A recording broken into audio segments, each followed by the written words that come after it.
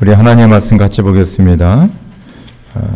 오늘 사실 우리가 에스라 2장을 같이 묵상하는데 에스라 2장의 핵심되는 구절들 세 군데를 같이 보도록 하겠습니다. 우리 1절에서 2절, 36절에서 39절, 59절에서 60절 그렇게 읽도록 하겠습니다. 우리 한 목소리로 같이 읽겠습니다. 시작.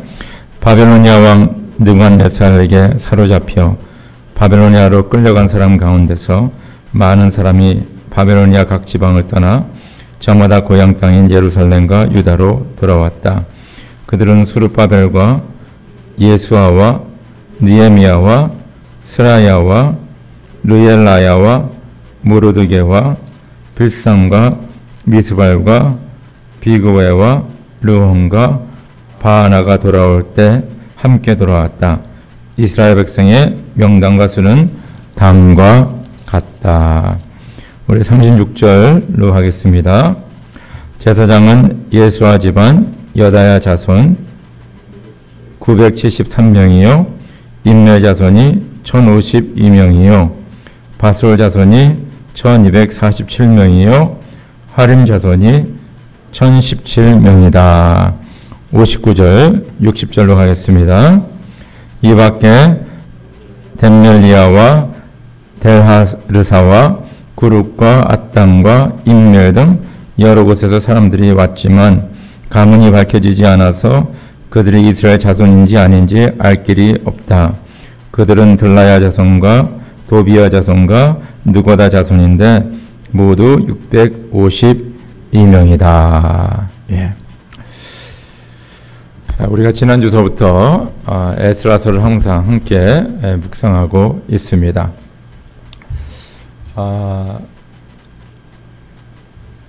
그 이스라엘이 우리 대한민국과 같이 남북으로 갈라졌거든요.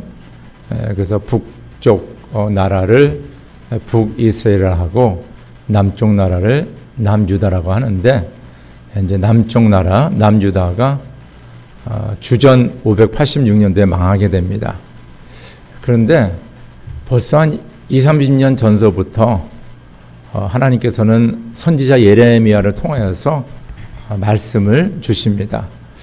너희가 지금 우상숭배하고 하나님을 떠나고 바알과 아세라를 섬기는 그런 악을 행하고 있기 때문에 내가 이 나라를 멸망시키겠다. 그러나 너희가 지금이라도 돌아오면 너희들을 멸망시키지 않고 내가 너희들을 보호해 주겠다 하는 그 말씀을 예레미야가 계속해서 증거하게 됩니다. 근데 사람들은 예레미야 말을 듣지도 않죠. 그리고 예레미야 말하는 게 너희가 이렇게 하나님 말씀을 듣지 않고 계속 우상숭배하면 이 바벨론 나라가 와서 이 나라를 망하게 하겠다. 망할 것이다. 그런 예언을 하는데 그 사람들은 지금 우리가 이렇게 좀 잘 살고 있는데 지금 무슨 얘기하고 있냐 라고 도리어 예레미야를 핍박하고 감옥에 투옥시키고 그렇습니다. 그러면서 예레미야가 이제 마지막으로 주는 하나님 말씀이 뭐냐면 분명히 망한다. 그러나 70년 후에 하나님께서 너희들을 바벨론 땅에서 해방시켜서 이 땅으로 돌아올 것이다 라고 예언의 말씀을 줍니다.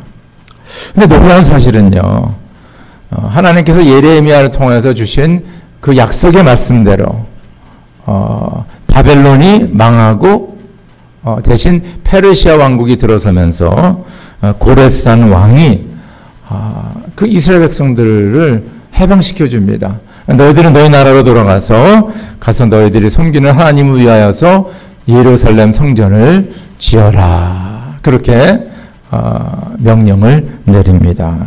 그것이 우리 지난주에 우리가 읽었던 에스라 1장에 나오죠. 페르시아 왕 고레스가 왕위에 오른 첫 해이다. 주님께서는 예레미야를 시켜서 하신 말씀을 이루시려고 페르시아 왕 고레스의 마음을 감동시키셨다. 고레스는 온 나라에 명령을 내리고 그것을 다음과 같이 조서로 써서 돌렸다. 페르시아 왕 고레스는 다음과 같이 선포한다. 하늘의 주 하나님이 나에게 이 땅에 있는 모든 나라를 주셔서 다스리게 하셨다. 또 유다에 있는 예루살렘에 그의 성전을 지으라고 명하셨다. 사용하셨다. 이렇게 이건 역사적인 사건이거든요. 그래서 이스라엘 백성들이 자기 나라로 돌아갈 수 있게 됩니다. 그때가 언제냐면 바로 주전 538년입니다. 538년. 그러니까 주전 605년에 이 남유다가 망하기 시작했거든요.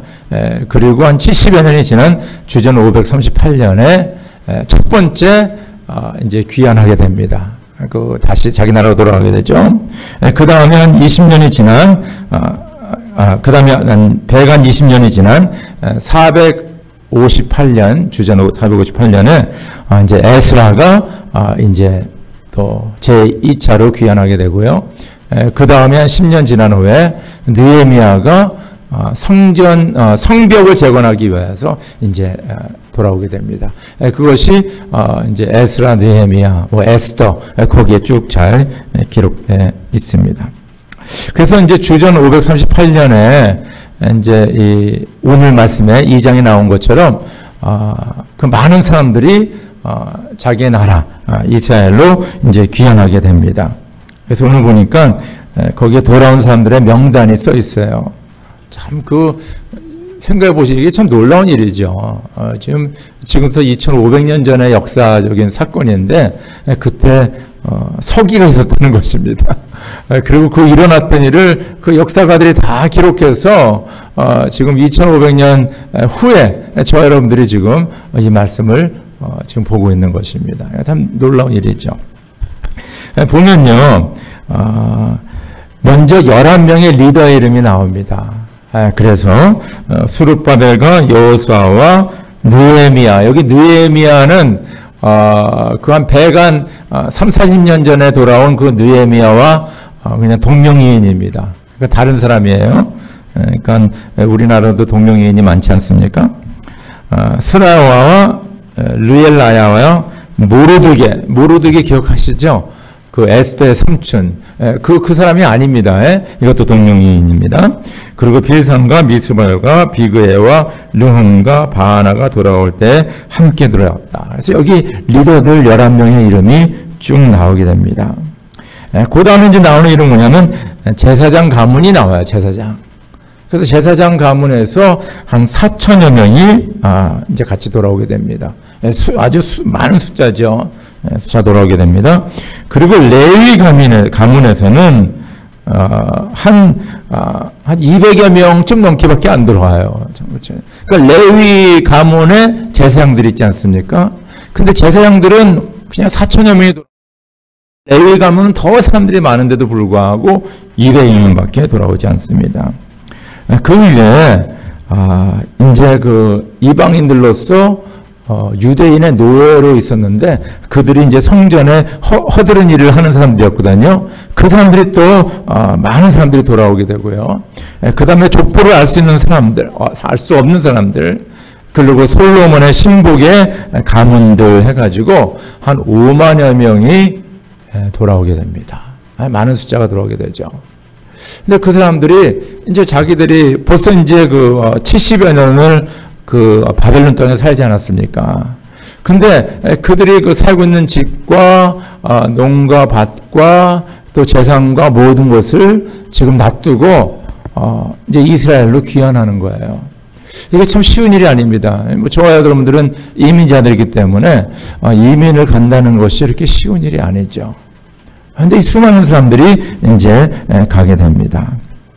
그래서 오늘 이들이 예루살렘으로 돌아오게 된 것은 그들이 하나님을 전적으로 믿었기 때문에 가능했다. 하나님께서 예레미야를 통해서 말씀하셨고 또 하나님께서 우리를 인도해 주신다, 우리와 함께 하신다는 그런 확실한 믿음이 있었기 때문에 자기의 가진 것들, 터전들을 다 놔두고 갈 수가 있었다는 것입니다. 오늘 말씀을 같이 한번 읽죠. 에스라 2장 1절 2절 우리가 아까 읽었는데 다시 한번 읽겠습니다. 시작. 바벨로니아 왕 느부갓네살에 사로잡혀 바벨론으로 끌려간 사람 가운데 많은 사람이 바벨로니아 각 지방을 떠나 저마다 고향 땅인 예루살렘과 유다로 돌아왔다. 그들은 스룹바벨과 예수아와 느헤미야와 스라야와 르엘라야와 모두르게와 빌산과 미스발과 비그에와 느흠과 바하나가 돌아올 때 함께 돌아왔다. 이스라엘 백성의 명단과 수는 다음과 같다. 우리 창세기 12장 1절 4절 읽읍시다. 시작. 주님께서 아브라함에게 말씀하셨다. 너는 네가 살고 있는 땅과 네가 난 곳과 너의 아버지의 집을 떠나서 내가 보여주는 땅으로 가거라. 내가 너로 큰 민족이 되게 하고 너에게 복을 주어서 네게 크게 이름을 떨치게 하겠다. 너는 복의 근원이 될 것이다. 너로 축복하는 사람에게는 내가 복을 베풀고 너로 저주하는 사람에게는 내가 저주를 내릴 것이다. 땅에 사는 모든 민족이 너로 말미암아 복을 받을 것이다. 아브라함은 주님께서 말씀하신 대로 길을 떠났다. 롯도 그와 함께 길을 떠났다. 아브라함이 하란을 떠날 때 나이는 75이었다. 그렇죠? 지금 70년을 바벨론에 살다 보니까 거기에는 벌써 포로로 잡혀온 사람의 2세들, 3세들이 살고 있었습니다. 2세, 3세. 뭐 바벨론 사람들이 다 된 거죠. 유대인의 그 민족의 아이덴티티가 있지만은 거기에 벌써 동화돼서 어느 정도 기반을 닦고 살고 있는 사람들입니다. 그러니까 이 돌아온 사람들이 바로 그런 사람들이에요. 유대인의 그 역사를 제가 이렇게 좀 보게 됐어요. 보니까 참 너무 진짜 비참해요. 왜냐하면 유대인들은 타고난 사람들입니다. 그 사람들이 주후 70년, 지금서부터 뭐 2000년 전에 그 예루살렘 성전이 무너지면서 자기의 고향의 땅, 그 유다, 뭐 이스라엘, 거기를 이제 다 흩어 떠나게 됐어요. 그래서 지난 2000년간의 그 유대인들의 역사를 보면요, 진짜 뭐 이거 비극적이에요, 비극적. 네. 이 사람들은요 가는 곳마다 뭘 잘하면 장사를 잘해요. 그래서 비즈니스맨이에요. 그래서 가는 곳마다 돈을 잘 벌어. 지금 우리가 아는 뭐 메이스라든가 이런 디파트먼트 스토어들 유대인들이 시작했어요. 가르멘트 인더스트리 유대인들이 시작했어요. 그래서 이들은 가는 데마다 아주 비즈니스를 아주 잘합니다. 상권을 장악해요. 네. 지금도 뉴욕의 월스트리트는 뭡니까? 유대인들이 잡고 있지 않습니까? 네. 두 번째는 뭐냐면 이 유대인들은 이 손재주가 좋았어요. 장인이 많았어요. 그래서 특별히 여러분들 이 사람들은 보석을 잘 다루는데 여러분들 그 뭐 디파트먼트 스토어라든가 어디 가든지 한 보석상의 50% 이상은 다 유대인들이 갖고 있습니다. 그리고 다이아몬드 그거를 가지고 오는 것부터 시작해가지고 그거를 가공하는 것. 세계에서 제일 큰 그 다이아몬드 가공하는 그 도시가 바로 이스라엘의 텔라비브입니다. 텔라비브. 그래서 한국에서 여행 가신 분은 꼭 거기 들려가지고 보석이 여기가 좋다, 싸다 그러죠. 뭐 하여튼 그렇습니다. 그래서 이 장인들이 많습니다. 그래서 아티선스들이 많았어요. 세 번째는 뭐냐면 유대인들은 가는 곳마다 세상 말로 말하면 돈놀이를 했어요. 돈놀이. 사채업을 운영했습니다. 그것이 지금 발전해서 은행이 된 거예요. 그래서 뭐 JP 모르간이라든가 뭐 시리뱅 이게 다 대부분의 은행들은 다 유대인들이 대주주들입니다, 여러분들. 그러니까 돈. 그래서 뭐 어떤 사람이 돈 필요하다면 돈 빌려주고 때로는 나라에서 전쟁할 때 돈이 필요하다 그러면 유대인들한테 돈을 했습니다. 그리고 유대인들은 뭐가 탁월했냐 하면 교육에 탁월했어요. 그래서 유대인 이제 이런 책을 썼는데 옷을 팔아서 책을 사라 뭐 그런 책이 있어요. 그럴수록 하여튼 모든 거 그렇죠? 이 책 주고 공부하고 이런 것에 아주 초점을 뒀습니다. 그래서 유대인들 중에서 노벨상 받은 사람들이 아주 많고요. 뭐 철학자, 뭐 과학자, 뭐 그런 사람들. 그리고 이 메이저 유니버시티에 많은 교수들 유대인들입니다. 그러니까 이 사람들이 가는 곳마다, 그래서 뭐 스페인에 가면 스페인의 경제를 살리고, 그곳에 뭡니까? 건축물이라든가 이런 조각들을 그들이 만들고, 거기서 은행, 그죠? 돈을 돌아가게 만들고, 그리고 거기에 뭐 교육이라든가 또 높은 자리에 그들이 올라가는. 그러다가, 이제 그 유대인들이 너무 이렇게 성장하게 되면 새로운 왕이 나타나가지고, 이제 그 국민들을 선동해가지고 유대인들을 내쫓고 그들의 몸과 재산을 다 빼앗고 뭐 이런 일들이 지금 지난 2000년 동안 수차례 일어났어요. 그러니까 이 유대인들이 지금 바벨론에 70년 살면서 거기서 잘 살았을 것 같아요. 장사 잘했을 것 같아요. 그리고 거기서 어느 정도 기반을 닦고 그렇죠. 그 바벨론 사회에서 인정받는 한 민족으로 살아갔을 거다. 저는 그렇게 생각하고 있습니다. 그런데 이제 고레스 왕이 너희들 이제 너희 나라로 가도 된다. 이제 그렇게 얘기가 떨어졌는데 여러분 이거는 자원해서 가는 겁니다. 강제로 너희들은 가라가 아니라 너희들은 가도 된다는 거예요. 그럼 이제 옵션이 있는 거죠. 갈 수도 있고 남아서 지금 내가 누리고 있고 내가 살고 있는 삶의 터전에서 잘 살 수 있다는 것입니다. 그런데 놀라운 사실은 5만여 명에 되는 많은 사람들이 그 자기네 살고 있던 모든 것을 다 내려놓고 그들이 갔다는 것입니다. 그는 절대적으로 뭡니까? 하나님을 믿는, 하나님이 우리를 인도하신다는 그 믿음이 있었기 때문에 가능하다는 것입니다. 창조주 하나님, 역사의 주진 되신 하나님, 좋으신 하나님, 나의 삶을 인도하신 하나님, 나를 책임져 주신 하나님, 그 하나님을 믿었기 때문입니다. 왜냐하면 지금 예루살렘과 유다 땅은 황무지예요. 거기 없어요 지금요. 다 개척해야 되고 개간해야 되고 뭐 집을 해야 되고 건물을 지어야 되고 뭐 이런 것들, 그렇죠. 너무 불편하고 힘들고 고생해야 되는 것이 바로 자기 고국 이스라엘입니다. 그럼에도 불구하고 하나님께서 우리를 인도하시고 하나님께서 우리를 보고 주신 하나님이시니까 하나님을 믿고 그들이 떠났다는 것입니다. 떠났다는 거예요. 저는 이 부분을 항상 묵상하고 또 여러분과 나누면서 강조하고 싶습니다. 떠났어요. 그렇죠? 우리가 오늘 창세기 12장 1절에서 4절까지 같이 봤는데 하나님께서 아브라함에 나타나셔서 본토 친척 아비의 집을 떠나라. 그리고 많은 복을 약속해 주시지 않습니까? 큰 민족을 이루고 네가 이름이 창대케 되리라. 많은 자손을 주겠다. 너가 복의 근원이 되겠다. 하나님의 약속의 말씀이 많습니다. 근데 그 말씀 듣고 아브라함이 하나님 너무 감사합니다. 그러면서 만약에 그 하란에 머물러 있었다면 오늘의 아브라함이 될 수가 없는 거죠. 오늘의 아브라함이 될 수 없는 거예요. 그가 났던 그 땅, 아버지의 집, 본토 친척 아비의 집을 떠났기 때문에, 나아갔기 때문에, 그렇죠. 하나님이 지시한 땅으로 갔기 때문에 아브라함이 믿음의 아버지가 되고 뭡니까? 유대교, 기독교, 그리고 이슬람 종교까지 아브라함을 아버지로 지금 받들고 있다는 거. 이 놀라운 일이죠, 놀라운. 떠나지 않으면 안 되는 거예요. 그러니까 믿음은요, 행함이에요. 그래서 야고보 사도는 그랬잖아요. 행함이 없는 믿음은 뭐라 그랬어요? 행함이 없는 믿음은 뭐라 그랬어요?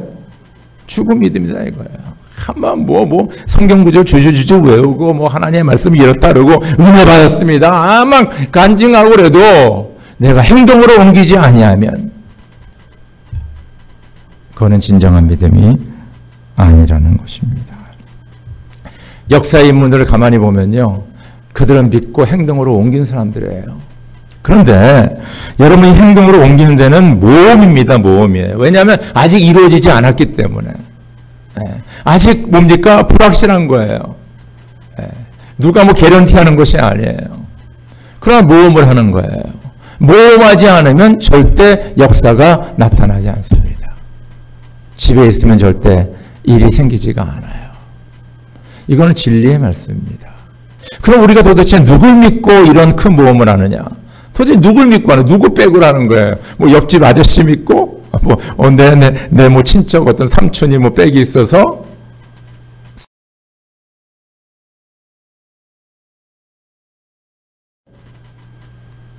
가겠습니까? 아니에요. 자, 여러분들 누구를 믿습니까? 우리가 하나님을 믿을 적에 우리는 이런 과감한 모험을 할 수 있는 거예요. 여기 그냥 우리가 성경을 읽으면서 5만 명이 그냥 가서 예루살렘 성전 짓고 거기서 잘 살았다. 이건 너무 단편적인 거죠. 저 여러분들 어디 여행 가더라도 뭡니까? 준비하고 계산하고 얼마 들고 다 이거 한 다음에 가는 거 아닙니까? 근데 모든 거 다 놔두고 떠난다는 것은요. 이거는 엄청난 결단이며 믿음의 행위라는 것입니다. 할렐루야. 근데 여러분 이 믿음, 하나님 믿는 그 믿음에 대한 행위가 있지 않으면요. 역사는 나타나지 않습니다. 나는 믿을 수 없고 주변의 사람들은 믿을 수 없지만, 왜 우리는 다 한계가 있는 존재들이니까. 그러나 전지전능하시고 온 만물을 지으신 창조주 하나님, 인간의 생사복을 주정하시는 하나님을 믿으시기를 주의 이름으로 축원합니다. 믿을 적에 우리는 나아갈 수가 있는 거예요. 자, 우리는 하나님을 믿습니다. 근데 이 하나님을 어떻게 우리가 믿게 되냐면 바로 하나님의 약속의 말씀을 통해서 믿게 되는 겁니다. 우리 예레미야 29장 10절 11절 같이 읽읍시다. 시작. 나 주가 분명히 말한다. 너희가 바벨로니아에서 70년을 다 채우고 나면 내가 너희를 돌아보아 너희를 이곳으로 다시 데리고 오기로 한 나의 은혜로운 약속을 너희에게 그대로 이루어 주겠다. 너희를 두고 계획하고 있는 일들은 오직 나만이 알고 있다. 내가 너희를 두고 계획하고 있는 일들은 재앙이 아니라 번영이다. 너희에게 미래에 대한 희망을 주려는 것이다. 나 주의 말이다. 우리 계속 읽어봅시다. 우리가 바벨론의 강변 곳곳에 앉아서 시온을 생각하면서 울었다. 그 강변 버드나무 가지에 우리의 수금을 걸어두었더니 우리를 사로잡아 온 자들이 거기에서 우리에게 노래를 청하고 우리를 짓밟고 끌고 온 자들이 저희들 흥을 돋우어 주기를 요구하며 시온의 노래 한 가락을 저희들을 위해 불러보라고 하는구나. 우리가 어찌 이방 땅에서 주님의 노래를 부를 수 있으랴. 예루살렘아, 내가 너를 잊는다면 내 오른손아 너는 말라 비틀어져 버려라. 말라 비틀어져 버려라. 이 너무나 이게 기가 막힌 시가 아닙니까? 그들이 포로로 잡혀가서 바벨론 강가에서 진짜 고향을 생각하고 있는데 눈물을 흘리면서 뭐라 그래요? 주변에 그 바벨론 사람들이 와가지고 이 바보 같은 것들 나라 빼앗기고 짓지 못났고 모욕하면서 너희들은 우리를 위해서 노래를 부르고 우리를 흥겨롭게 만들라. 이런 처지에 있는 거예요. 저는 이 말씀 묵상하면서 이건 나라를 잃은 사람의 그 서러움이 이런 거구나. 여러분들 이것을 진짜 우리는 심각하게 생각해야 됩니다. 나라를 잃으면요 너무 안 됐어요. 우리 교회 영어 목회 사역하는 우리 조셉 전도사님이 그 몽 족속 사람 아닙니까? 그 몽 사람들이요 족속이 그 동남아시아 또 미국 미네소타 사크라멘토 샌디에고 해가지고요 거의 한 2천만 명이 살고 있어요. 근데 그분들은 나라가 없어요. 나라가 없어요. 자기네 나라의 말도 있고 자기의 전통과 문화를 지키려고 노력하는데 돌아갈 나라가 없어.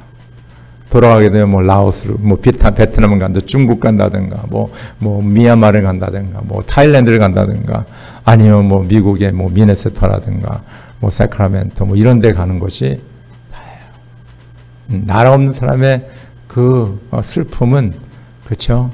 그 마음을 우리가 참 이해하기가 힘들어요. 절대 나라를 빼앗기면 안 됩니다.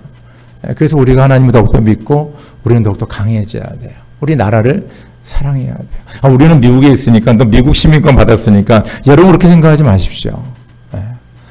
미국 그쵸 메인 그 주류 사람들의 눈에는 우리가 시민권 있나 없나 별로 생각 안 하고 여러분들 우리는 한국 사람이에요. 그래서 그렇지만 우리는 미국도 시민으로서 열심히 살아가야 되는데 여러분 그걸 잊지 마시기 바랍니다. 한국이 잘 돼야 돼요. 그래서 한국에서 기도하시기 바랍니다. 근데 이 사람들이 그 바벨론에 있으면서 그 강가에서 눈물 흘리면서 그렇죠. 내가 시온을 향해서 노래를 부르고 싶은데 그렇죠. 지금 막 그냥 모욕하고 욕 듣고 이제 그런 가운데 그들이 바라봤던 것이 뭐냐면 바로 예레미야가 그들에게 준 하나님의 말씀이었어요. 70년 후에 내가 너희를 해방시켜주고 너희가 다시 고국으로 돌아오리라. 여러분 지금 대바벨론 제국이 자기들을 나라를 멸망시키고 자기들을 포로로 끌었는데 어떻게 지금 자기 나라로 돌아올 수 있겠습니까? 이거 할 수가 없어요 인간적으로. 그러나 그들이 믿고 바라볼 수 있었던 것은 뭡니까? 바로 하나님의 말씀이었어요. 하나님의 말씀. 하나님을 믿었습니다. 그렇죠? 그러나 그 하나님 믿는 믿음이 구체적으로 우리가 읽고 묵상하고 우리에게 나타나는 것이 바로 하나님의 말씀인 것을 꼭 기억하시길 간절히 바랍니다. 그렇기 때문에 16세기의 종교를 우리 기독교를 개혁한 그분들은 그들이 부르짖던 것 중에 하나가 뭐냐면 오직 말씀이다. 오직 말씀. 그렇죠? 오직 말씀. 그래서 그들이 제일 처음 것이 뭐냐면 뭡니까? 그 히브리어 또 그 그리스어 그리고 라틴어로 되었던 그 성경책을 뭡니까? 그 나라 말로 번역하는 일을 제일 먼저 했어요. 마틴 루터가 제일 먼저 한 것이 바로 그 성경을 독일어로 번역해서 모든 사람이 그 하나님의 말씀을 읽을 수 있도록 그 약속의 말씀을 붙잡을 수 있도록 한 것이 바로 종교개혁가들이 한 것입니다. 하나님의 말씀이에요. 요한복음 1장 1절 태초에 말씀이 계셨다. 그 말씀은 하나님과 함께 계셨다. 그 말씀은 곧 하나님이셨다. 그죠? 모든 성경은 하나님의 영광으로 된 것으로 교훈과 책망과 바르게 함과 의롭고 교육하기에 유익하다. 내가 진정으로 너에게 말한다. 천지가 없어지기 전에는 율법은 1.1획도 없어지지 않고 다 이루어질 것이다. 이 하나님의 말씀에 대해서 지금 말하고 있다는 것입니다. 자, 여러분들이요, 이런 바벨로 포로 생활은 안 하지만은 지금과 같이 코비드-19로 인하여서 많은 어려운 가운데 있을 적에 혹은 뭡니까 개인적으로 어떤 어려운 일을 당했을 적에 저희가 진짜 세상 사람들과 세상을 의지할 수 없습니다. 그럴 적에 하나님의 약속을 붙잡으시길 간절히 바랍니다. 저는 이사야 33장 1절 5절 참 좋아하는데 읽어드리겠어요. 그러나 이제 야곱아 너를 창조하신 주님께서 말씀하신다. 이스라엘아 너희를 지으신 주님께서 말씀하신다. 내가 너를 성명하였으니 두려워하지 말아라. 내가 너를 지명하여 불렀으니 너는 나의 것이다. 네가 물 가운데 건너갈 때 내가 너와 함께하고 네가 강을 건널 때에도 물이 너를 침몰치 시키지 못할 것이다. 네가 불속을 걸어가도 그을리지 않을 것이며 불꽃이 너를 채우지 못할 것이다. 나는 주 너의 하나님이다. 이스라엘의 거룩한 하나님이다.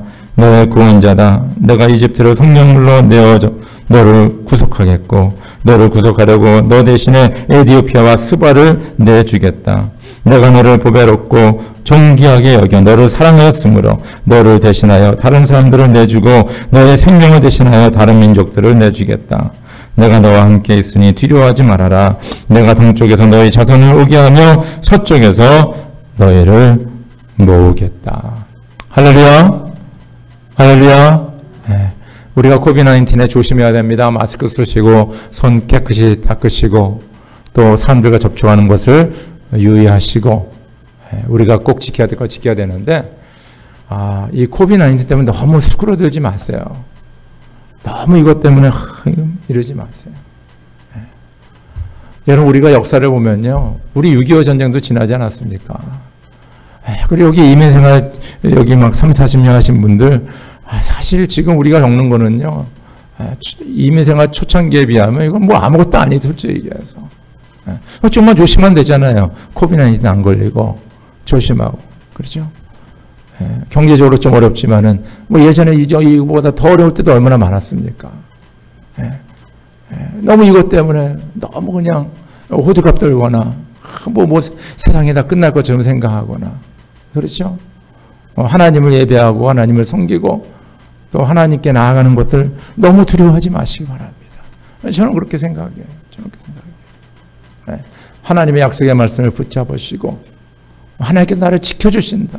물 가운데 지나도 불 가운데 지나도 나와 나의 가정과 나의 자녀들 나의 하는 일을 주님께서 지켜주신다는 그런 확신 하나님의 말씀을 붙잡으시기를 주의 이름으로 축원합니다.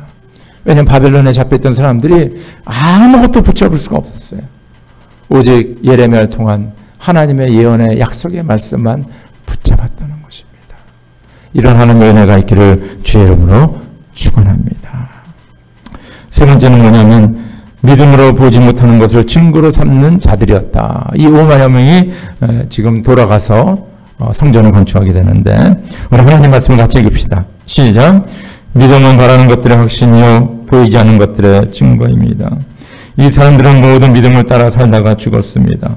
그들은 약속하신 것을 받지는 못했지만 그것을 멀리서 바라보고 반겼으며 땅에서는 길성과 나그네 신세임을 고백하였습니다.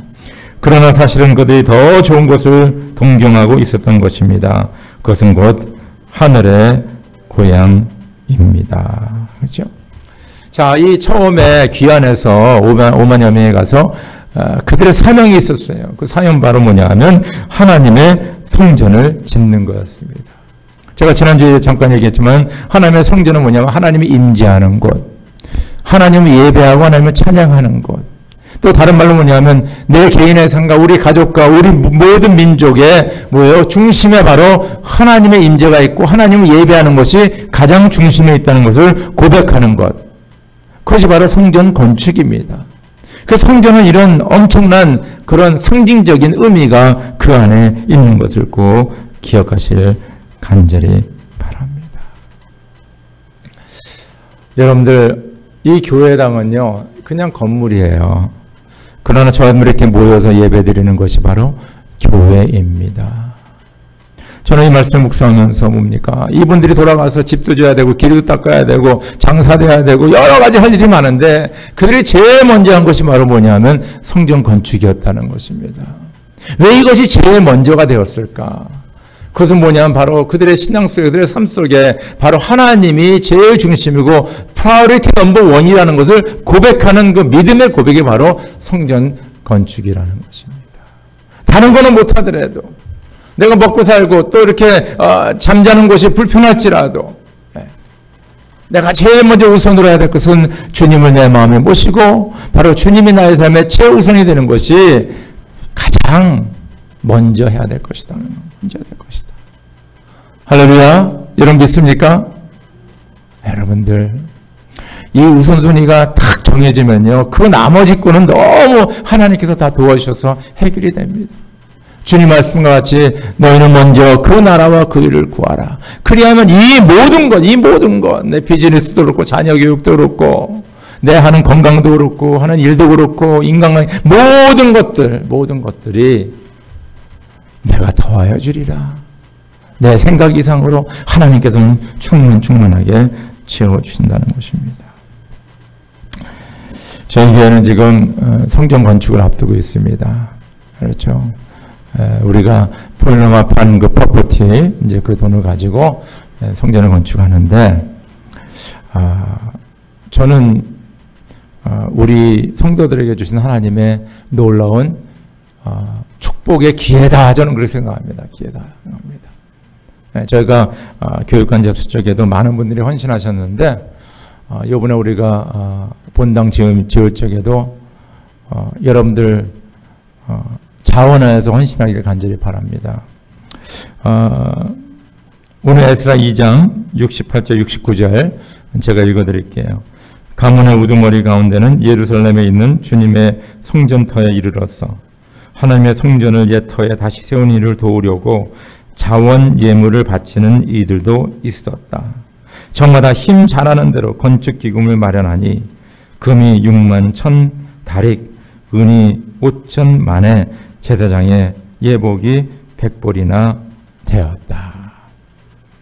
역대하 17장 15절에서 11절에서 15절 보면요, 다윗이 성전 자기의 그 궁전에서 이렇게 보니까 하나님을 모시고 있는 그 법궤를 모시고 있는 그 회장, 그렇죠? 회막이 그냥 막 바람에 날리고 막 그냥 너무 그렇죠?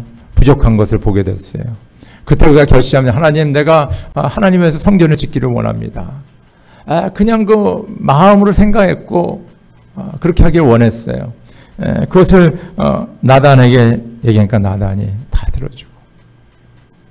근데 하나님께서 그 마음을 받아주시고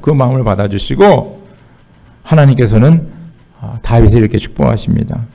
네 생애가 다하여서 네가 너희 조상에게 돌아가게 되면 내가 네 몸에서 낳은 내 아들 가운데서 하나를 후계자로 세워 그 나라를 든든하게 하겠다. 바로 그가 내게 집을 지어줄 것이며 나는 그의 왕위를 영원토록 튼튼하게 해주겠다. 나는 그의 아버지가 되고 그는 나의 아들이 될 것이다. 내가 네 선지자임을 선임자에게서는 내 총애를 거두었지만은 그에게서는 내 총애를 거두지 아니하겠다. 오히려 내가 그를 내 집과 내 나라 위에 영원히 세워서 그의 왕위가 영원히 튼튼하게 서게 하겠다. 나단이 이 모든 말씀과 계시를 받은 그대로 다윗에게 말아야 한다.